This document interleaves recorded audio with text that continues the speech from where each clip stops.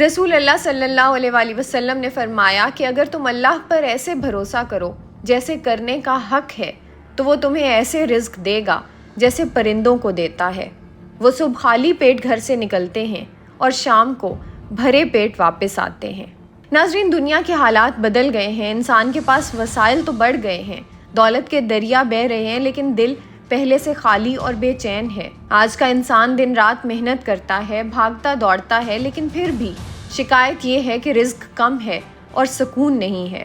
Anxiety, depression, یہ تمام ایسی چیزیں ہیں جو آج کے انسان کا پیچھا کسی طرح نہیں چھوڑ رہی۔ اصل مسئلہ یہ ہے کہ انسان نے رزق کو صرف پیسے تک محدود کر دیا ہے، حالانکہ رزق صرف کرنسی نوٹ کا نام نہیں ہے۔ ایمان، صحت، سکون، عزت، محبت، اولاد، یہ سب بھی رزق ہے۔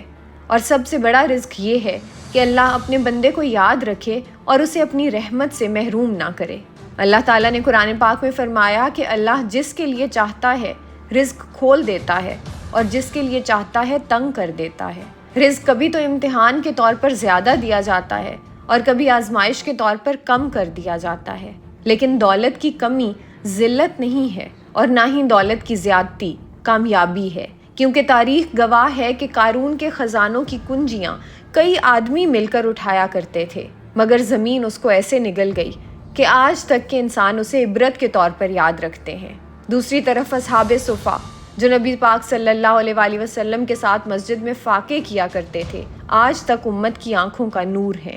آج کے حالات میں انسان یہ سمجھنے لگتا ہے کہ اگر کاروبار بند ہو جائے، ملازمت ختم ہو جائے یا قرض کا بوجھ بڑھ جائے تو اسے لگتا ہے کہ شاید اس کا رب اسے بھول گیا ہے، اور دل سوال کرتا ہے کہ کیا اللہ نے مجھے چھوڑ دیا؟ لیکن قرآن پاک اعلان کرتا ہے کہ تیرا رب تجھے بھولنے والا نہیں۔ جب نبی اکرم صلی اللہ علیہ وآلہ وسلم پر وحی کا سلسلہ کچھ دن رکا تو کفار نے کہا کہ اللہ نے محمد صلی اللہ علیہ وآلہ وسلم کو چھوڑ دیا ہے۔ تب سورہ ضحیٰ اتری اور اللہ تعالیٰ نے فرمایا کہ تمہارے رب نے نہ تمہیں چھوڑا اور نہ ہی وہ تم سے ناراض ہوا۔ یہ آیات اعلان ہے کہ وہ رب جو اندھیری رات میں سمندر کی تہ میں مچھلی کو بھی کھانا دیتا ہے، وہ انسان کو کیسے بھول سکتا ہے؟ انسان اپنی عقل اور چالاکی پر بھروسہ کرتا ہے اور پھر وہ ٹوٹ جاتا ہے۔ پرندے اللہ پر بھروسہ کرتے ہیں اور وہ پل جاتے ہیں۔ توکل کا مطلب یہ ہے کہ محنت کے بعد دل کو اللہ کے حوالے کر دیا جائے، یہ یقین رکھا جائے کہ اگر آج کچھ نہیں ہے تو اللہ وہ دے گا جس کا گمان بھی نہ ہوگا۔ حضرت مریم علیہ السلام کے پاس غیر موسمی پھل آتے، حضرت زکریا جب پوچھتے کہ یہ کہاں سے آیا ہے تو آپ جواب دیتی کہ یہ اللہ کی طرف سے ہے، اور اللہ جسے چاہے بغیر حساب کے رزق دیتا ہے۔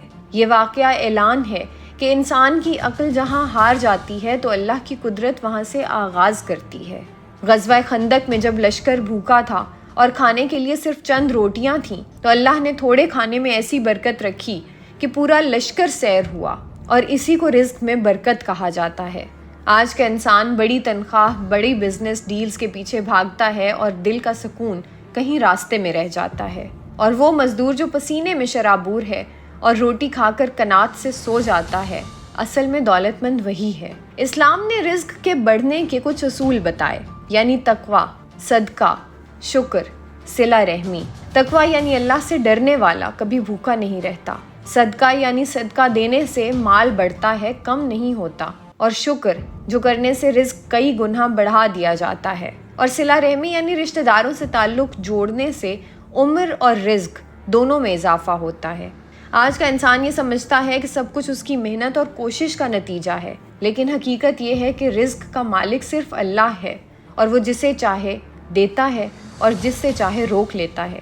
یہ سمجھنا لازم ہے کہ اللہ کسی کو بھولتا نہیں ہے۔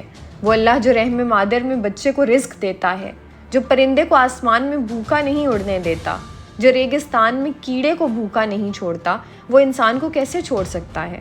آج کے انسان کو ضرورت ہے تو صرف توکل اور صبر کی، کیونکہ یہی وہ چابیاں ہیں جن سے رزق کے دروازے کھلتے ہیں، اور یہی وہ یقین ہے کہ جس سے دل کا سکون نصیب ہوتا ہے۔